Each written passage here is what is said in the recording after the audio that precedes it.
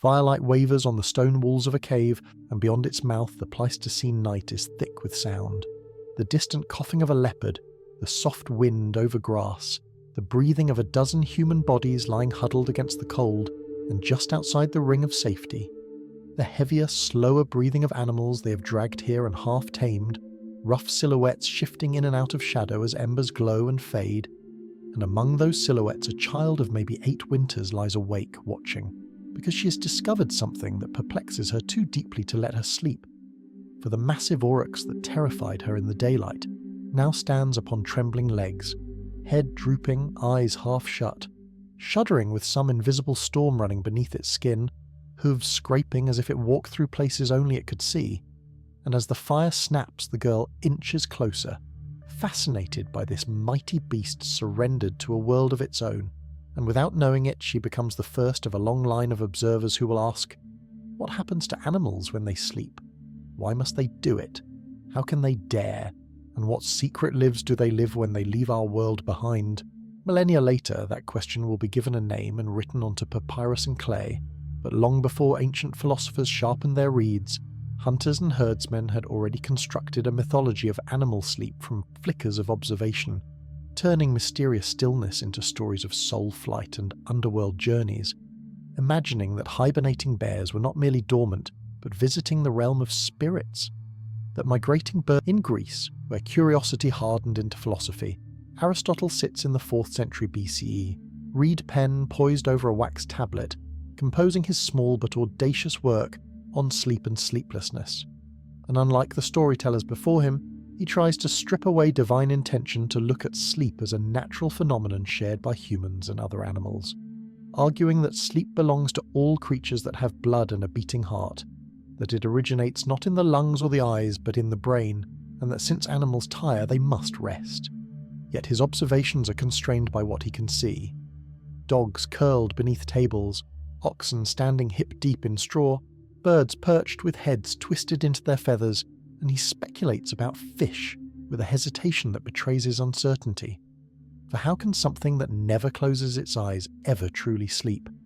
A question that will echo, astonishingly, well into the 20th century, while Aristotle debates whether creatures with no eyelids can rest. Far to the east on the floodplains of the Yellow River, Chinese scholars of the Warring States and later dynasties notice patterns of animal activity and repose with a different lens, blending empirical observation with cosmological thinking. They write of cranes standing on one leg through the night, of hibernating snakes coiled in stone cracks,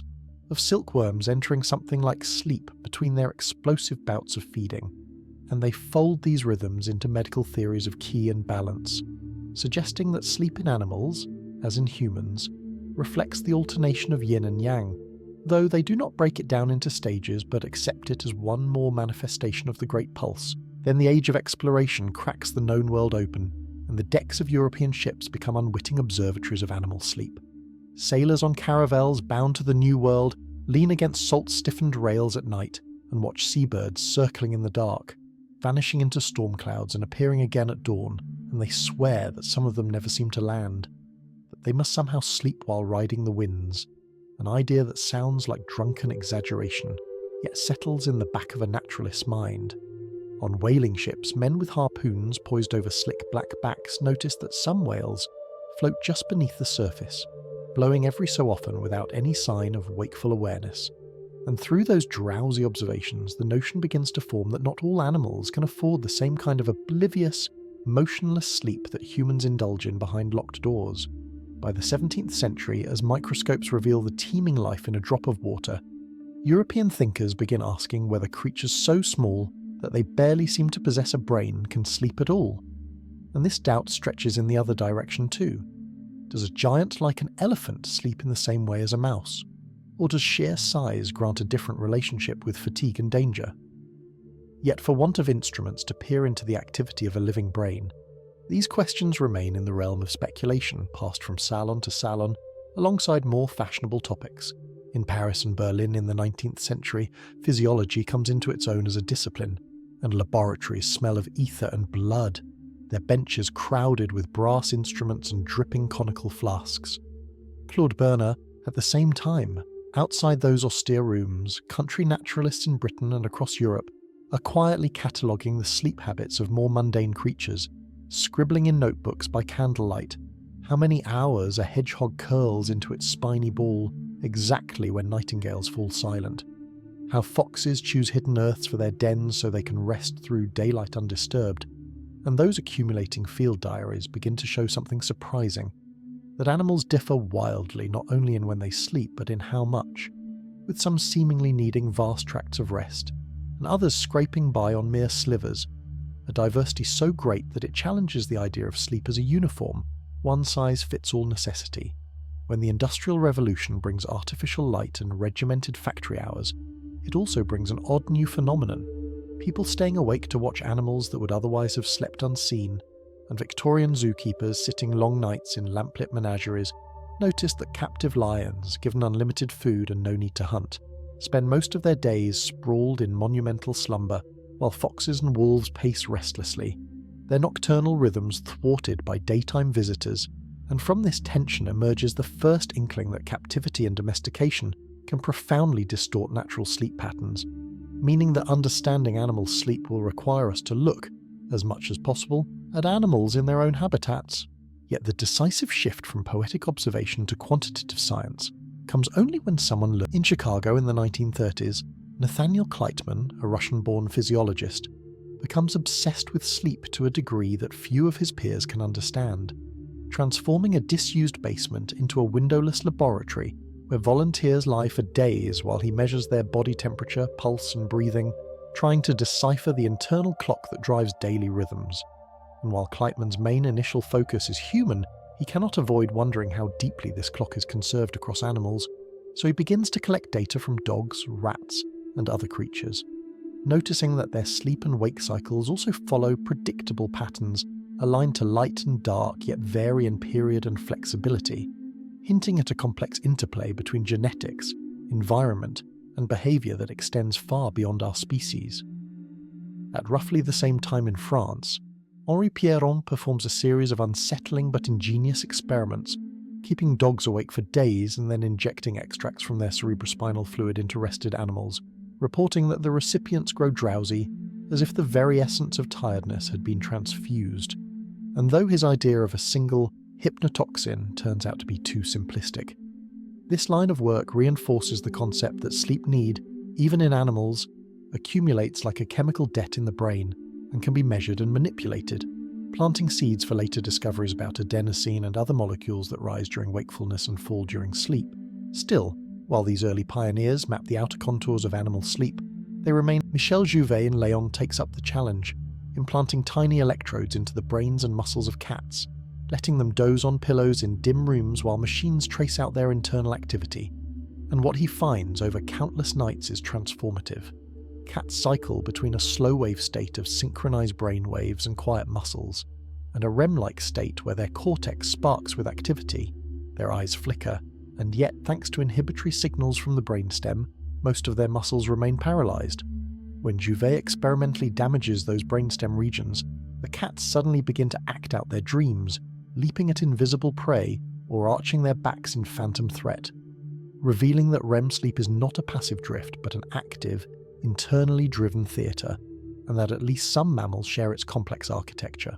With EEG and EMG now available, laboratories from Moscow to Tokyo begin charting the sleep of every creature they can ethically or questionably wire up, and a kaleidoscope of patterns emerges. Rats, those stalwarts of biomedical research, spend roughly half their 24-hour cycle asleep, plunging rapidly into REM and fragmenting their rest into dozens of short bouts. Horses, despite their size, sleep only a handful of hours, often standing up in light slow-wave sleep and lying down for brief stretches of deeper, limp-bodied slumber that leaves them dangerously vulnerable if prolonged. Armadillos curl into armoured balls and log an astonishing 18 hours of sleep a day in captivity, though subsequent fieldwork will later suggest that such numbers can be inflated by stress and monotony. Against this background of variety, some cases appear so extreme that scientists double and triple-check their data, unsure whether they have discovered. On the other end of the spectrum, in a laboratory where the air hums with incubators, researchers studying insect models of behaviour start to ask whether creatures traditionally written off as little automatons possess anything that could qualify as sleep, and in the late 20th century, experiments on the humble fruit fly Drosophila melanogaster begin to overturn assumptions. By tracking individual flies with infrared beams and recording their immobility, scientists notice that flies show consolidated periods of quiescence during which their responsiveness to stimuli declines, and after which they exhibit rebound, longer or deeper quiescence, if they have been previously deprived, meeting behavioural criteria for something like sleep. And soon molecular tools reveal that many of the genes regulating this state in flies have analogues in mice and humans, implying that the fundamental machinery of sleep may stretch back hundreds of millions of years. This deep evolutionary thread becomes even more striking with work on bees, whose sleep stories are tinged with a kind of melancholy beauty. In apiaries under the dim glow of red safe lights, ethologists watch worker bees returning from exhausting foraging trips, grooming one another, and then gradually ceasing movement, their antennae drooping, their legs relaxing until they topple gently onto the comb, motionless except for the slow rhythm of breathing spiracles, and they find that sleep-deprived bees make more navigational errors, dance less precisely to convey nectar locations, and misjudge the profitability of food sources, revealing that for all their stereotype as tireless labourers, this revelation forces a reconsideration of what it even means to sleep, because here is a brain that is half in one state and half in another, coordinating motor activity and life-sustaining breathing with one side while the other sinks into deep rest. And when similar patterns are later found in certain birds, ducks on the edge of a flock for instance, keeping the eye facing outward open while the inward eye closes, that contralateral hemisphere diving into slow waves, it becomes clear that sleep can be sculpted by evolution, with exquisite precision to balance vulnerability and need. In some experimental setups, rows of mallards are lined up on perches, and the birds at the exposed end spend more time in unihemispheric sleep, their outer eyes scanning for danger, while those in the middle of the row indulge in full bilateral sleep, comforted by their living shields. The story grows stranger still when Niels Rattenborg and his team fit great frigate birds, those dark ocean wanderers with 7-foot wingspans, with lightweight EEG recorders and GPS units, tracking them as they soar above the tropical Pacific for days without landing, and the data show that in flight these birds do indeed sleep, but only in startlingly brief snippets, seconds-long episodes of mainly unihemispheric, slow-wave and occasional REM, usually when rising on updrafts where aerodynamic demands are lowest, amounting to less than an hour of total sleep per day, compared with much longer periods when they roost on land. Yet despite this severe, weeks-long restriction, the birds show no obvious deficits in navigation or survival, raising difficult questions about how flexible the brain's sleep requirement truly is in natural conditions. Flexibility becomes a recurring theme as chronobiologists, but not all adaptations to harsh conditions involve squeezing sleep tighter. Some involve stretching it into a radically different shape, as in the case of hibernators who retreat from the world for entire seasons. For centuries, peasants in temperate zones knew that marmots, ground squirrels and bears vanished into burrows and caves as winter closed in, and they called this state sleep. In the same way they spoke of a village going to sleep for the winter, but when physiologists in the 20th century began to measure body temperature, metabolism, and brain activity during these months-long torpors, they realized that hibernation is both connected to and distinct from normal sleep, marked by core temperatures dropping close to freezing in small hibernators, heart rates slowing to a few beats per minute, and EEGs flattening into patterns more akin to anesthesia than to nightly slumber. Intriguingly, long-term studies of ground squirrels and hamsters reveal that these animals do not remain in unbroken torpor, but periodically arouse,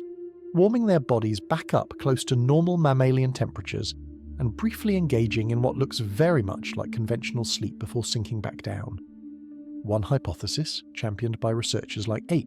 Craig Heller, suggests that these arousals are not expendable nuisances, but may be essential for maintaining certain neural functions that can only be performed in sleep-like states at higher temperatures, such as synaptic remodeling or clearance of metabolic waste, implying that even in creatures whose lives have adapted to extreme energy conservation,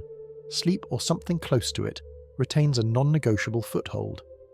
In deserts and mountains where nights can be deadly cold and days blistering hot, while such dramatic strategies grab attention, there are quieter mysteries lurking in the everyday sleep of familiar animals, and one of the most enigmatic is the stubborn difference between predators and prey. When scientists compare sleep durations across species, controlling crudely for body size and metabolic rate, a pattern emerges.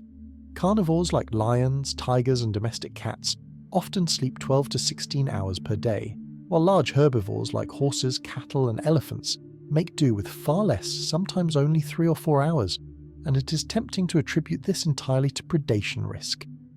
Yet the relationship is not straightforward, because some small prey animals, like certain rodents, sleep a great deal, and some predators, like humans, are only moderate sleepers.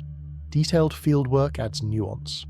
In the savannas of Botswana, researchers attach motion-sensing collars and EEG recorders encased in sturdy plastic to wild African elephants, tracking them for weeks as they roam and rest. And the findings published in 2017 astonish even seasoned sleep scientists. These massive animals average around 2 hours of sleep per day, mostly during the pre-dawn hours, and can sometimes go nearly 2 days without measurable sleep when disturbed by poachers or other threats, with minimal obvious behavioural decline.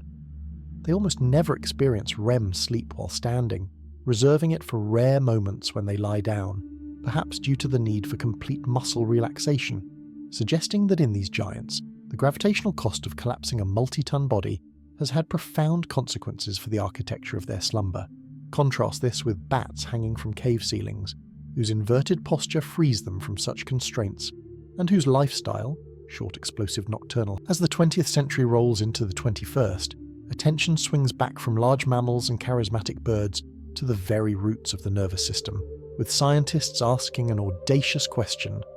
does sleep require a brain at all? This line of inquiry leads a team led by Ravi Nath, Claire Bedbrook and others to a quiet corner of a marine lab where upside-down jellyfish of the genus Cassiopeia pulse lazily in shallow tanks, their translucent bells flickering with faint colour as they expose their symbiotic algae to light during the day. And here the researchers notice, with slow-blooming curiosity, that the jellyfish reduce their pulsation rate at night, respond more sluggishly to stimuli, and exhibit a form of rebound when disturbed repeatedly, ticking off the same behavioural criteria used to define sleep in more complex animals. What makes this observation so profound is that Cassiopeia has no centralised brain, only a nerve net distributed through its tissue and a few simple sensory structures. So if its nightly state qualifies as sleep, then sleep or sleep-like processes likely predate brains and perhaps even bilateral bodies, suggesting that at its core, sleep may be a property of excitable tissues that need time to recalibrate their responsiveness, prune connections, or clear accumulated byproducts, and that the familiar mammalian distinction between REM and non-REM sleep might be only one ornate evolutionary solution to a very ancient problem. Between jellyfish and mammals lie the often overlooked but evolutionarily crucial reptiles and amphibians, whose sleep patterns for decades were murky due to the difficulty of interpreting their brainwaves, which lack the evolutionary story of sleep across vertebrates becomes even more intriguing when monotremes, the egg-laying mammals like the platypus and echidna, enter the scene, because their position at the base of the mammalian tree offers a glimpse into the transition between reptilian and modern mammalian sleep. Recordings from platypuses in Australian research facilities show long periods of high-voltage brain activity during rest that resemble both REM and non-REM in different respects, and their REM-like phases involve twitches and rapid eye movements, accompanied by particularly intense brainstem activity, leading some to propose that in these animals, REM sleep may be especially dedicated to processing ancestral sensorimotor patterns like those used in hunting crustaceans underwater, showing that even within mammals, the meaning and content of sleep stages can shift with ecological niche. While comparative neurophysiology spins such broad evolutionary webs, at a smaller scale, detailed ethnographic and historical records remind us that humans have been reading animal sleep as a sign and symbol long before electrodes existed, and nowhere is this more evident than in the domestication of dogs and cats. As wolves insinuated themselves into human campsites, attracted by scraps and offering alarm calls in return, their sleep patterns gradually adjusted to our own, shifting from strictly nocturnal or crepuscular activity to a more flexible diurnal rhythm that allowed them to nap while we worked and remain watchful during our vulnerable hours. And this coevolution left its mark on their brains, with modern dogs showing remarkable responsiveness to human cues even while dozing, lifting an eyebrow or flicking an ear at the softest whisper of their name. Cats, by contrast, entered human settlements as rodent control agents, their natural twilight and nighttime hunting preserved more stubbornly, and anyone who has shared a home with a cat knows the peculiar cycle: sudden bursts of predatory play at dawn or midnight, followed by languid stretches of... In agricultural societies, people learn to read the sleep of livestock as indicators of health, weather, and even impending earthquakes,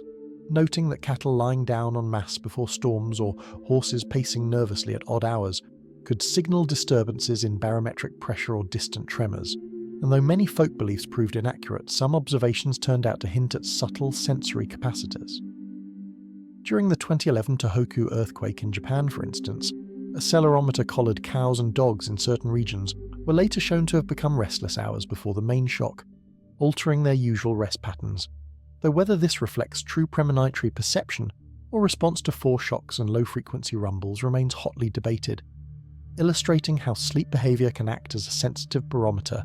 of environmental change. Parallel to these rural sensitivities, the 20th century gave rise to laboratory models where animal sleep became a manipulable variable for understanding memory, emotion, and brain plasticity,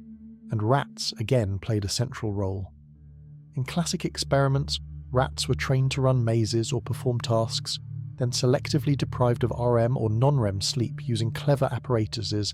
that gently forced them to move whenever their brain waves indicated entry into a target stage, and the results showed that deprivation of either kind of sleep could impair learning, though in different ways, hinting that slow-wave sleep might preferentially consolidate certain declarative or spatial memories, while REM supports procedural or emotional learning. A division of labour echoed in studies on cats learning to associate tones with mild shocks or rewards. This idea that sleep, rather than being a time of... At the opposite edge of the behavioural spectrum from consolidation lies vulnerability, and here sleep intersects with predator-prey dynamics in ways that field biologists have only recently begun to quantify, with miniature loggers and camera traps. For a small rodent, a few minutes of inattentive rest in the open can mean death from an owl's talons, and so many such creatures adopt what appears to be hyper-fragmented sleep, diving into burrows or crevices for seconds-long episodes, ears twitching at every rustle, and their brains may have adapted to reach restorative depths quickly, minimizing the time spent in transitional stages, a stark contrast to large apex predators that can sprawl for hours in relative safety, indulging in more leisurely descents and ascents through the stages. Yet danger does not come only from predators. For many animals, conspecifics, their own species, pose threats during vulnerable sleep through infanticide, territorial aggression, or dominance displays, and this social shadow leaves traces in their rest strategies. In complex primate societies, subordinate individuals often sleep at the periphery of groups, higher in trees or on less sheltered ledges, and they show more awakenings and lighter sleep than dominant individuals nestled safely in the middle, a pattern mirrored in some colonial birds and bats, where the central, warmer, better protected roost spots are fought over, and those forced to the fringes pay the metabolic and cognitive price of interrupted superficial slumber. Even within a single organism, different tissues can tell subtly different time stories, and in recent years, chronobiologists have uncovered clocks not just in the brain but in almost artificial light at night.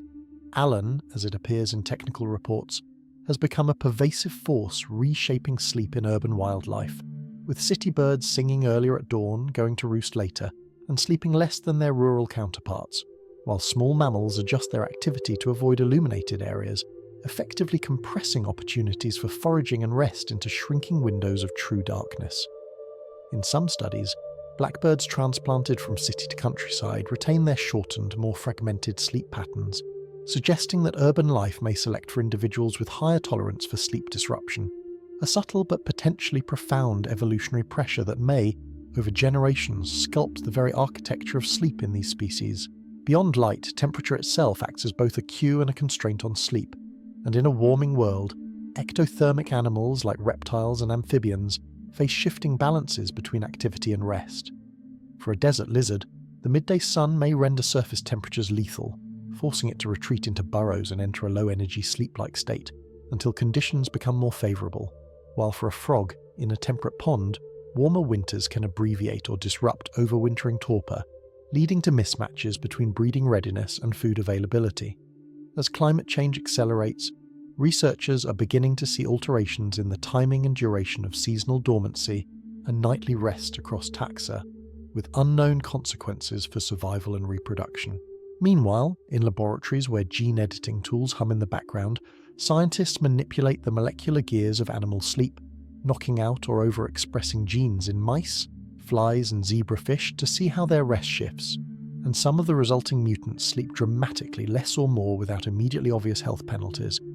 fueling debates about whether the traditional, relatively fixed sleep durations observed in wild animals represent hard needs or evolutionary compromises. However, longitudinal studies frequently reveal that extreme reductions in sleep, even when tolerated in the short term, often lead to subtle immune dysfunctions, reduced fertility, or decreased lifespan, suggesting that evolution has already performed the longest, broadest sleep deprivation experiments possible and settled on patterns that, while flexible, are not arbitrary.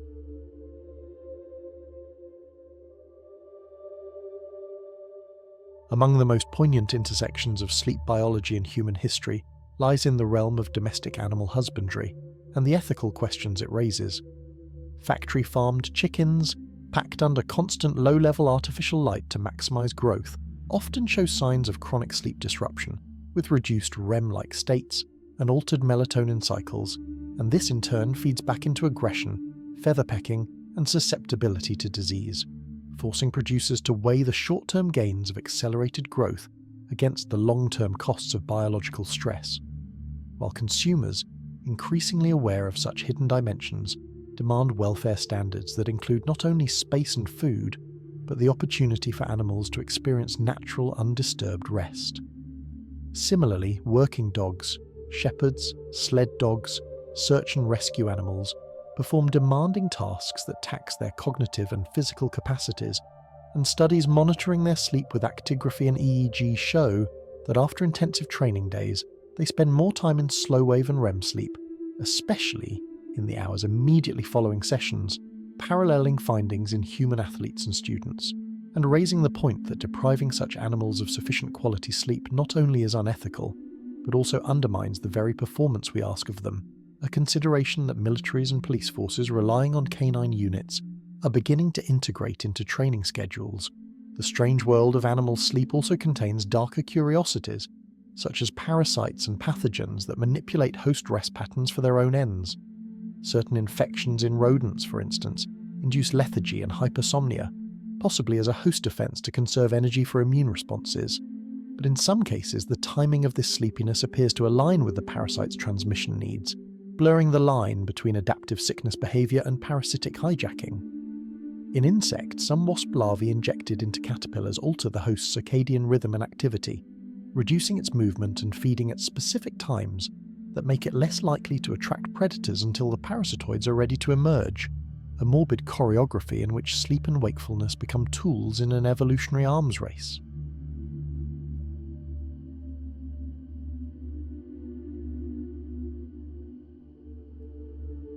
At the smallest scales, even single neurons in a dish show fluctuation between more and less excitable states over roughly day-long cycles,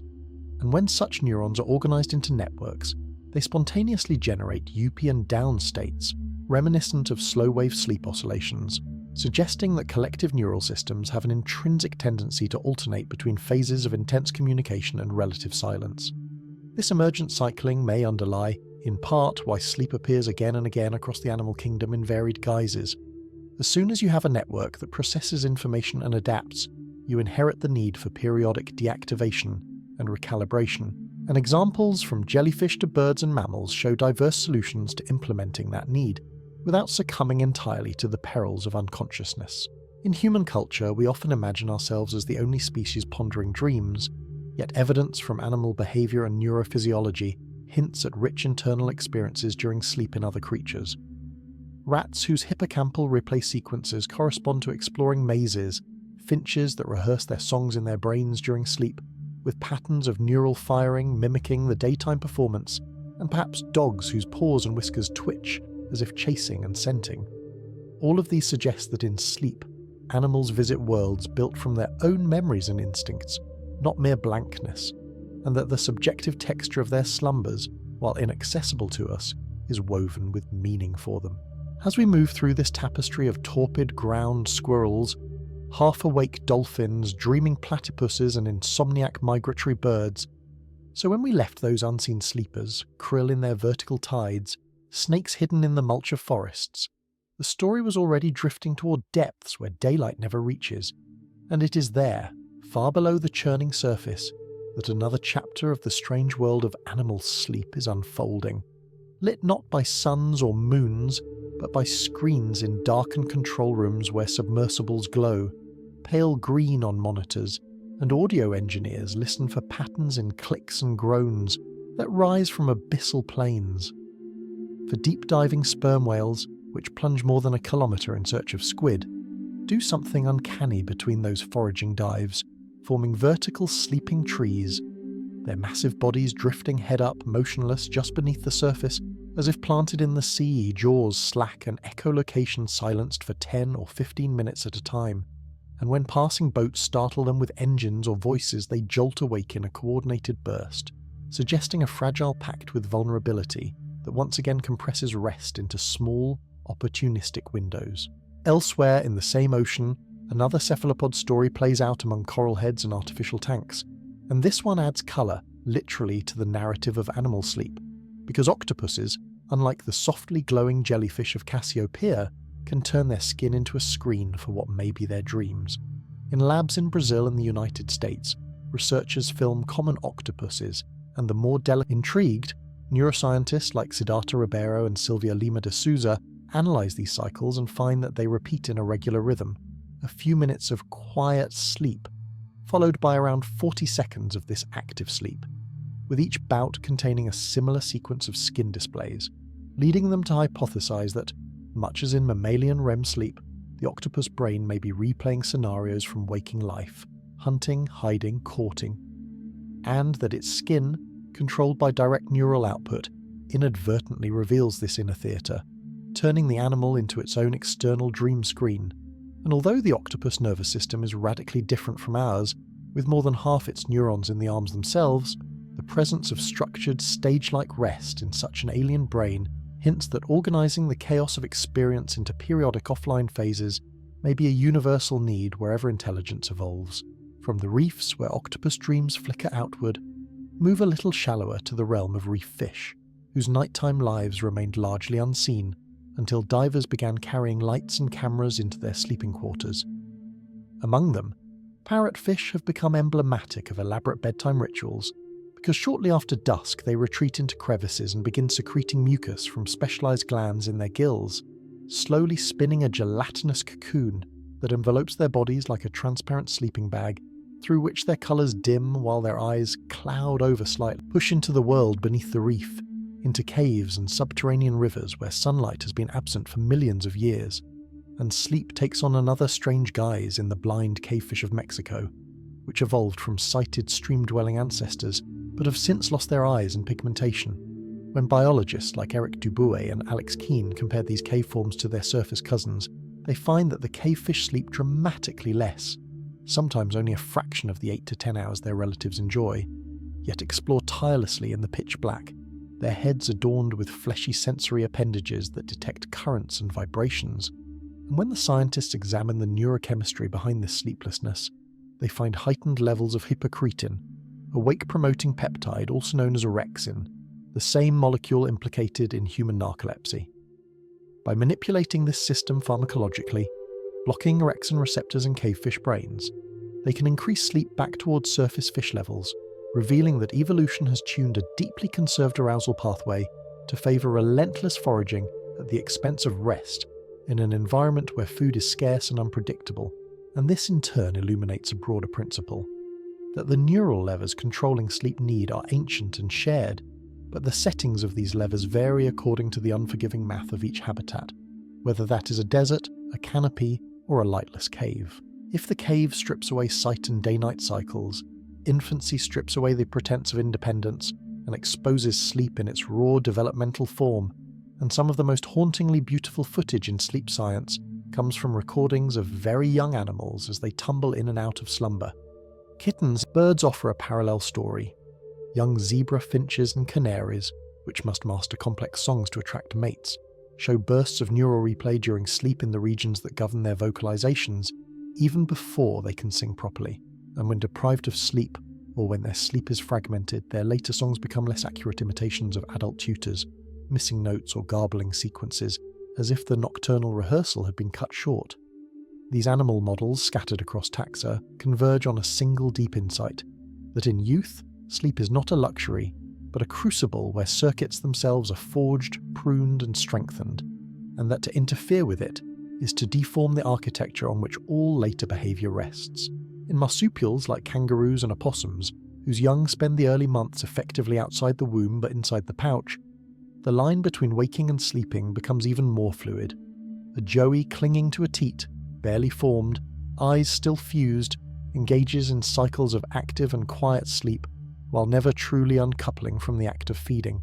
and its miniature limbs twitch against the warm, fur-lined walls of the pouch in an echo of those kitten twitches, while the mother's activity and exposure to light leak into the pouch environment as soft cues, gradually entraining the joey's emerging circadian rhythms,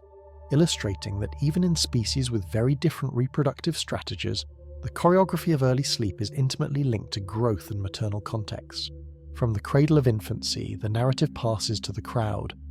those species for whom sleep is a communal act,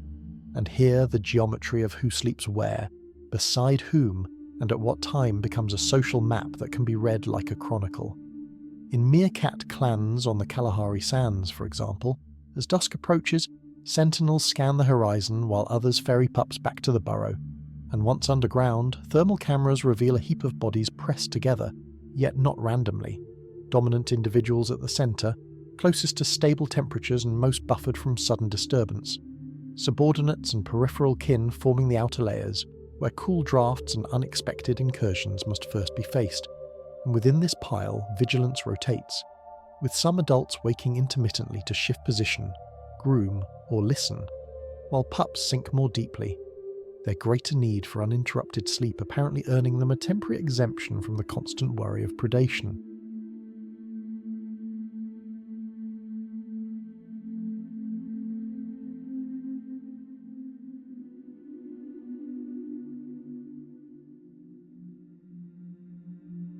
Bats in cavernous roosts show even more dramatic aggregations, clustering in dense inverted curtains of flesh, where tens of thousands sleep within a few square meters of limestone. And the microclimate of these living tapestries, humid, warm, rich in ammonia, produces its own selective pressures on sleep. Individuals in the center enjoy near constant warmth, and can enter deeper torpor with less energetic penalty, while those on the edges are more exposed to temperature fluctuations and external threats, a difference that seems to create a dynamic circulation, as bats occasionally relinquish prime spots and squeeze toward the periphery, a flow driven by subtle social rules and possibly by the need to reduce parasite load, since too long in the warm protected center can favor the spread of ectoparasites that disrupt rest. Social insects like ants and honeybees, whose individual brains are tiny but whose colonies behave like superorganisms, add a further twist. Rather than a single, synchronized sleep for the whole group, they exhibit staggered microsleeps distributed across thousands of workers, ensuring that the collective never fully abandons vigilance. Observations inside glass-walled nests show that individual ants and bees take frequent short bouts of immobility with reduced responsiveness, amounting to hundreds of such rests per day. But because each individual cycle is offset from the others, the net effect is that some portion of the workforce is always active, a decentralized solution that maintains the flow of colony life while still granting neural respite to its constituent parts. In honeybee queens, whose sole job is egg-laying, sleep becomes rarer and more fragmented, and they show extraordinary resilience to what would, in a worker, count as severe sleep restriction, a divergence that appears tied to different expression of sleep-related genes and neuromodulators in their brains, illustrating that within a species, caste and role can reshape sleep need and structure as dramatically as differences between entire classes of animals. While the patterns of normal sleep astonish, the pathologies of sleep in animals often reveal the underlying machinery with painful clarity, and few stories illustrate this as vividly as the discovery of narcolepsy in dogs.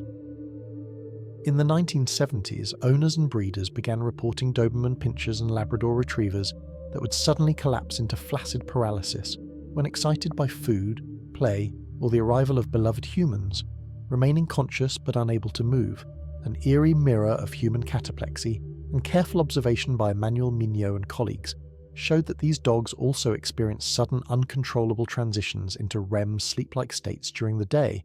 with rapid eye movements and muscle atonia intruding abruptly into wakefulness. By breeding affected dogs and mapping their genomes, researchers pinpointed mutations in the receptor for orexin, a peptide produced in the hypothalamus that promotes wakefulness,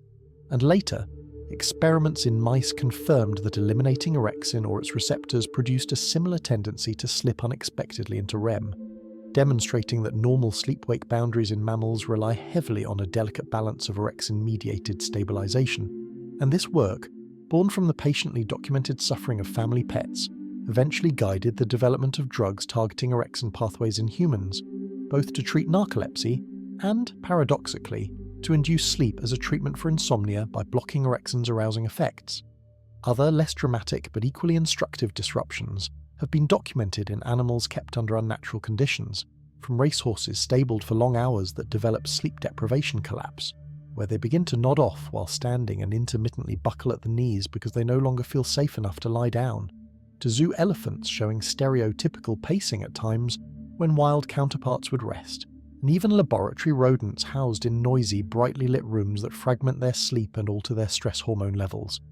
A reminder that the environments we create to study or exploit animals can profoundly warp a state that took millions of years to tailor to very different contexts. The consequences of pushing animals beyond their evolved sleep limits can be catastrophic, as exemplified by the stark, controversial experiments of Alan Rechtschaffen in the 1980s and 90s, in which rats were kept awake almost continuously for weeks, using a rotating platform that forced them to move whenever EEG recordings signaled sleep onset. Initially, the rats compensated with brief micro-sleeps, but as deprivation persisted they became disheveled, hyperphagic yet losing weight, their fur-matted skin lesions forming, body temperature regulation failing, and within 2 to 3 weeks they died, often with signs of bacterial invasion through compromised gut linings and systemic sepsis-like inflammation, even though no single organ appeared grossly damaged enough to explain death on its own.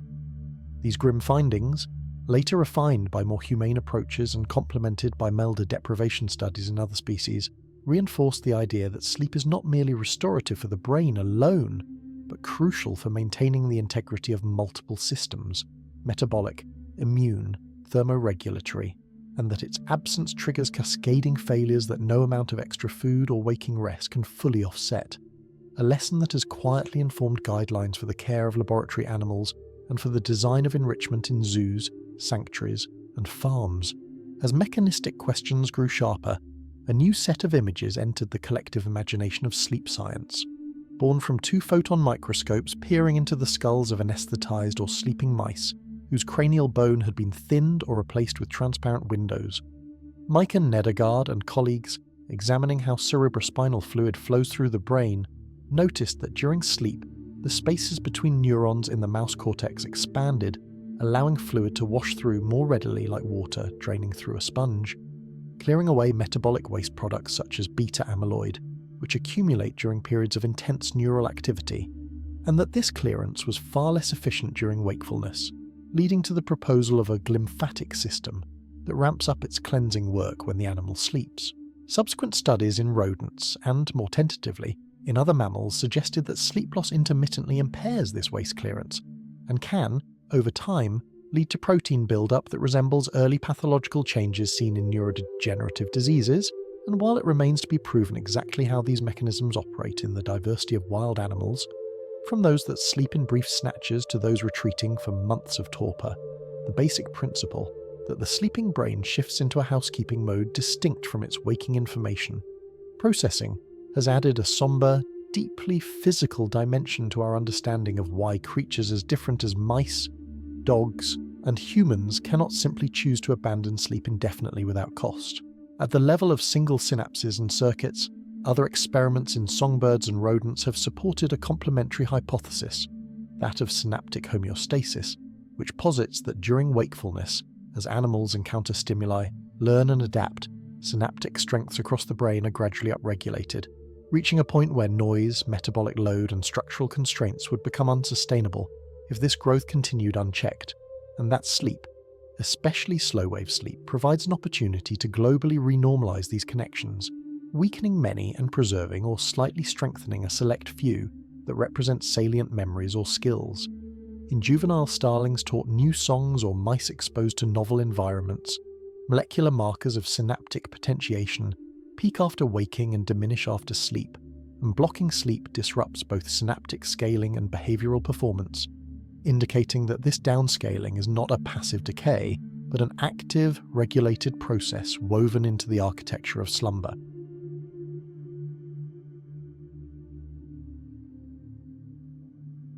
Strangely, even the immune system appears to have its own circadian and sleep-linked choreography across animals, with certain types of white blood cells trafficking into lymph nodes during rest periods and back into circulation during wake, optimizing the timing of surveillance and response to pathogens, and in experiments where mice, fish, or even insects like fruit flies are infected with bacteria or viruses, those that are allowed to sleep more or whose sleep is enhanced pharmacologically often fare better than those kept awake, suggesting that across the animal kingdom, infection and injury have long been negotiated not only with claws and fangs, but with hours surrendered to the dark in which invisible battles play out among cells. The external environment in which these internal dramas unfold is changing at an unprecedented pace, and animal sleep is increasingly caught in the crossfire of human expansion. Along coasts, shipping traffic and offshore construction generate chronic low-frequency noise that travels far underwater, overlapping in frequency with the communication and echolocation signals of whales and dolphins, and hydrophone arrays have recorded changes in their vocal behavior and movement near busy lanes, including shifts in timing of rest and increased nighttime activity that likely encroach on periods they would otherwise use for unihemispheric slow-wave sleep, though measuring this directly in the wild remains technically daunting. On land, towering wind turbines built to harness clean energy have inadvertently become death traps for migratory bats, which are drawn to them for reasons still under investigation, perhaps mistaking them for tall roost trees, or being intrigued by the artificial light not only in cities but also from oil platforms, fishing fleets, and even cruise ships cast halos into the sky and sea, disorienting nocturnally migrating birds and sea turtle hatchlings, and compressing the true darkness needed for the deepest phases of sleep in many species. Studies on urban bats and birds suggest that while some individuals adapt by shifting sleep to darker hours, or roosting in shaded crevices, others show chronic disruption, reduced reproductive success, and increased predation, prompting some ecologists to refer to nightscape management as a new frontier where considerations of animal sleep and circadian integrity must be balanced against human safety and convenience in lighting design. Even in the high Arctic and Antarctic, where the alternation of day and night dissolves into months-long periods of unbroken light or darkness, the logic of sleep finds surprising ways to persist. Reindeer and Arctic ground squirrels, for example, show blunted or absent circadian rhythms in some physiological measures during polar day and night, yet still maintain cyclic sleep and wake states modulated more by social cues, feeding opportunities and temperature fluctuations than by light, indicating that while the environment can reshape how strongly internal clocks are tied to external cycles, the fundamental need to oscillate between active and quiet brain states remains. Seabirds such as the little auk, breeding in those extreme latitudes, adjust their rest to the frenetic demands of chick rearing under a sun that barely dips below the horizon, condensing sleep into flexible bursts snatched between feeding trips, and long-term tracking shows that individuals vary in their strategies, some sacrificing more sleep than others to provision their young, with possible consequences for their own survival in subsequent years, suggesting that within species there is a spectrum of sleep resilience and risk-taking, an axis along which selection may operate as climates, predators, and food webs shift. These nuances of individual variation within species have begun to fascinate not only field biologists but also geneticists and ethologists, who see in them a key to understanding how sleep traits evolve. Among domestic dogs, for example, not only breed but also personality and work role influence sleep duration and fragmentation. With livestock,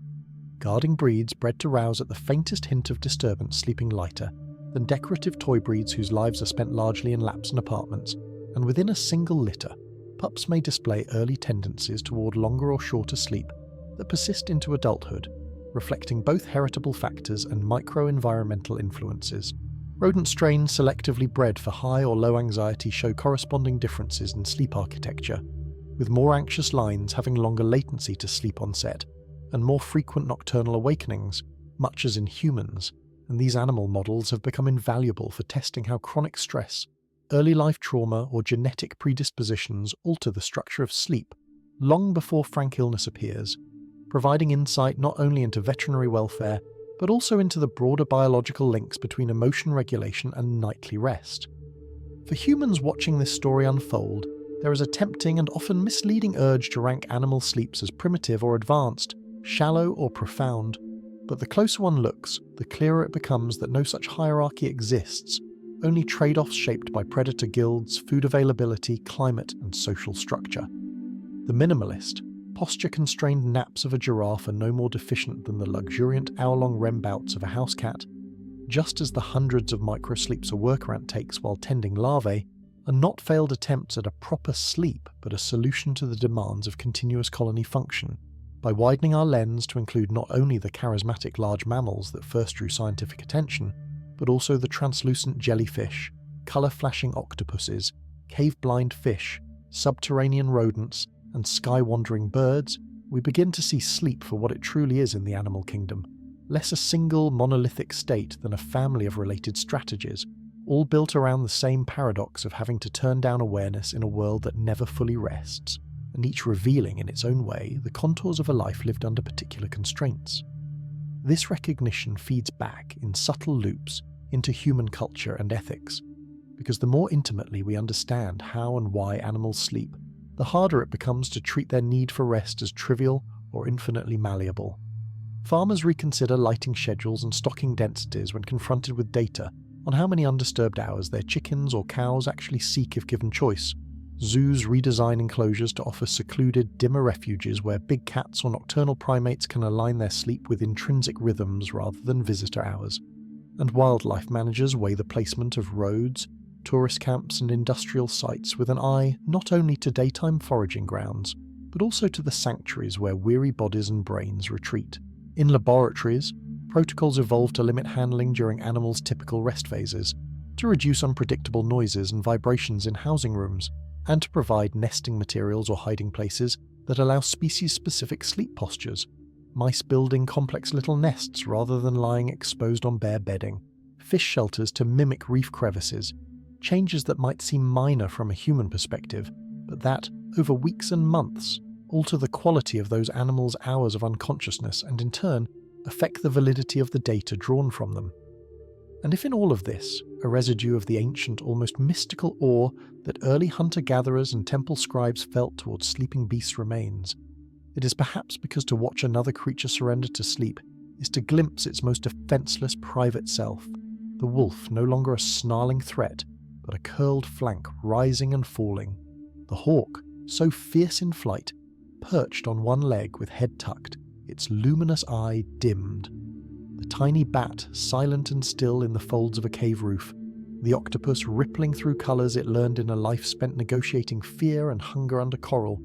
and behind each closed or half-closed eye, an unfathomable cascade of electrical storms, chemical washes, molecular repairs and rewritings, all orchestrated by evolution's oldest metronomes and tuned to the invisible beats of Earth's turning. So the next time a dog beside a campfire lets out a muffled bark in its sleep, or a sparrow fluffs itself under the eave and grows still, or the tide pools at low ebb reveal a crab motionless under a stone, with only the faintest tremor of legs betraying life, the scene carries, whether we recognize it or not, the echo of those first puzzled gazes cast by our ancestors at their own half-tamed animals and wild neighbours, and of the countless nights since in which shepherds, sailors, shamans, monks, naturalists and scientists have kept vigil as others close their eyes, all trying in their own ways to understand why in a world as dangerous and beautiful as this, where every minute might mean a meal or a mortal threat, just about every creature we know willingly lays its senses down and enters, again and again, into that strange, necessary darkness of sleep.